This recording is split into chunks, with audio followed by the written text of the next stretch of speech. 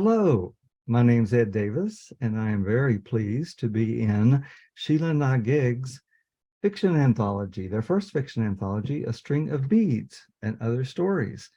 And my story, Ceremony, is among the collection. And it's a story that will eventually, I hope, be in a book-length collection of my own called Forever Home.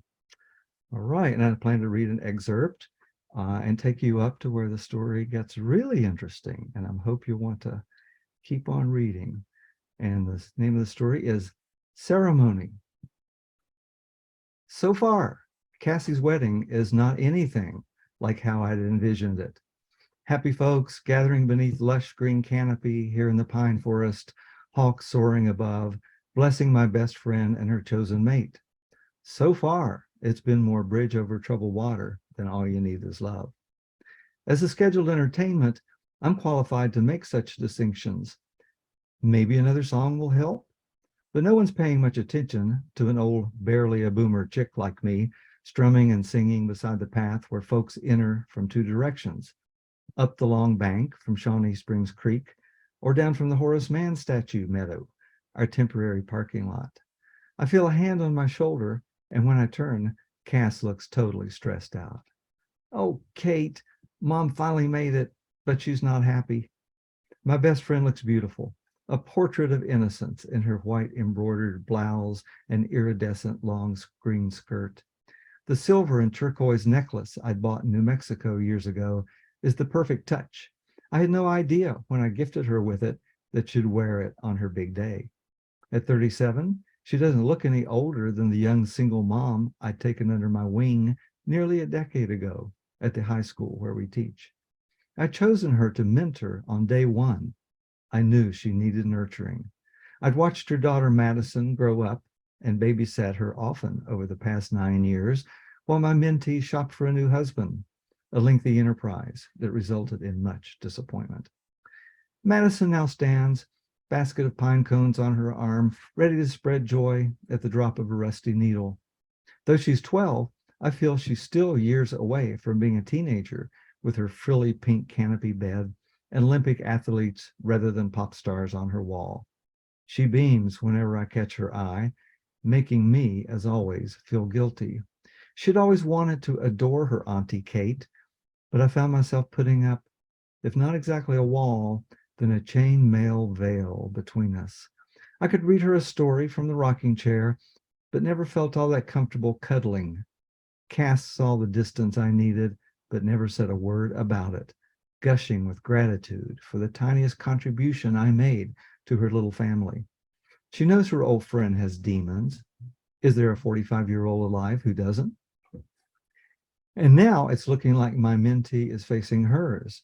Cass looks around to make sure she's not overheard by the woman whose mind control was almost total till she threw in her lot with me, the bad influence. At least she doesn't cover her mouth with her hand when she stage whispers, Mom just told me she's not staying the night in the room I booked for her at Peregrine House. She's not even staying for the reception. She's driving back to Cleveland right after the ceremony. Casting a glance behind her, she waves at the daughter she'd had with Wolf Klein, the tattoo artist, and who, according to Cassie, remains the greatest grievance her mom holds against her. I willed her not to cry, not now, not ever, over the woman standing alone, chin held high, in her navy blue realtor's uniform, more suited to a funeral than a wedding.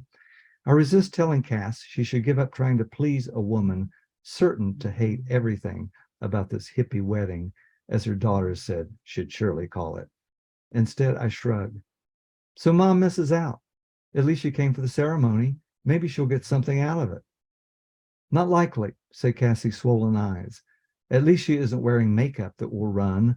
The lack of it, doubtless another grievance for Mom in her high heels and mortician's outfit, although the invitation had made perfectly clear the forest setting. Cassie doesn't look in the least convinced. But Maddie loves her grandma because her grandma has given her everything that she never gave me. Your daughter will enjoy today if you enjoy it, sweetie. I reach out and thumb away the tears before they fall. Don't let her see she's hurt you. Show Greg and Maddie they're all the family you need. And you, dear Kate, I'm touched when she places her hand on my fingers laced atop the guitar. Then she whispers, "You're more than my mother than she is." I'm speechless for a couple of moments before I finally manage to mutter, "Go mingle. It's your day." Turning, she approaches her young colleagues who stand awkwardly, looking lost among the mostly over 50s who constitute most of the dozen invitees. I decide to ratchet things up and play Diamond in the Rough, imitating Sean Colvin's fast, choppy guitar licks, singing loud. I want everybody in the crowd to know this soon-to-be bride isn't taking any shit off any authorities. Cassie's fellow 30-somethings nod along, while Greg's mom, grandma, and Aunt Imelda, on a walker and portable oxygen, loudly talk over me. No easy feat. They form a scrum in the middle of the sanctuary where an opening in the canopy lets light pour in. Cass's mom is her only relative in attendance, besides Madison. Mom glares at me, scorching the air between us before facing the white bower Greg constructed with intertwining ivy, daisies, and roses. Greg and his brother schlepped it over in 2 pieces earlier this morning, and it looks right at home. Mom had wanted the wedding, if you have to be married again, held at Holy Angels in Cleveland. Cassie almost caved to her wishes before my intervention. I invited her over margaritas, and we listened to Colvin, Nix, DeFranco, and Ricky Lee, the musical equivalent of a now meeting. After Cass was good and buzzed, I'd asked her what she wanted. Tears pouring, she'd said, a pine forest wedding. In the days afterward, whenever she wavered, I reminded her how passionate she'd been that night about being married in the same place where Greg proposed last fall. Ultimately, she'd held firm. The only incense Mom would sniff would be the sharp silver scent of pine.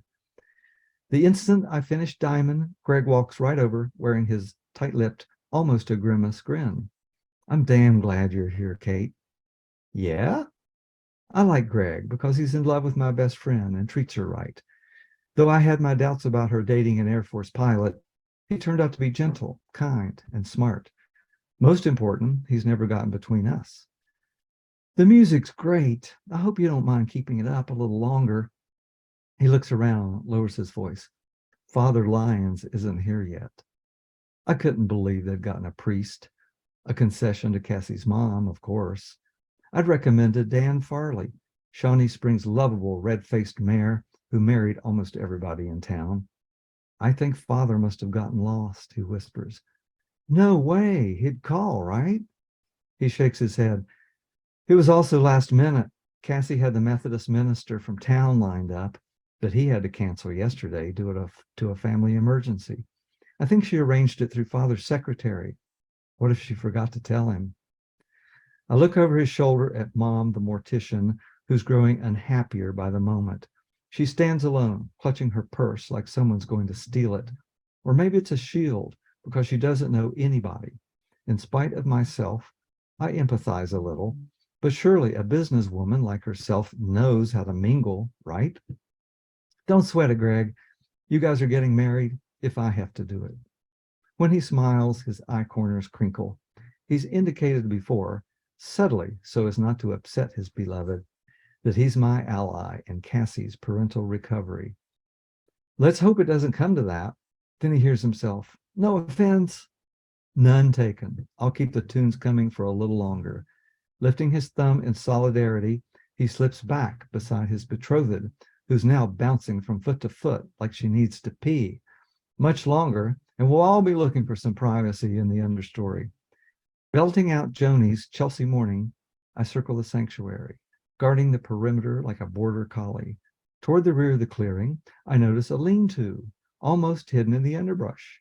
I'm surprised until I remember that visitors often build structures here to amuse themselves, try to get in touch with their inner Indian or some such, but they don't usually place stones together in a fire ring or leave a ratty-looking sleeping bag sprawled on the ground to air out. Holy shit, somebody's sleeping out here. How had we not noticed during the rehearsal? But we'd been in a rush to finish before it rained again. Well, if he, I detect masculine aura, just keeps quiet for another 30 minutes or so, all should be well. If some derelict interferes, he'll contend with me. I move closer to the assembly and strum the intro to part of the plan. Dan Fogelberg's hymn to self-actualization goes by all too quickly, leaving me wondering what else to play for such a subdued crowd. Then the sound starts. At first, I think it's the trill of a wood thrush, but when the same three trembly sustained notes repeat exactly, I realize it's the reedy tone of a flute, mingling the lilt of the thrush with an owl's midnight hoo. Everyone has stopped talking, glancing around nervously to see where the notes might be coming from. Thank you so much for reading, listening, and I hope you'll want to read the rest of my story. Thanks so much.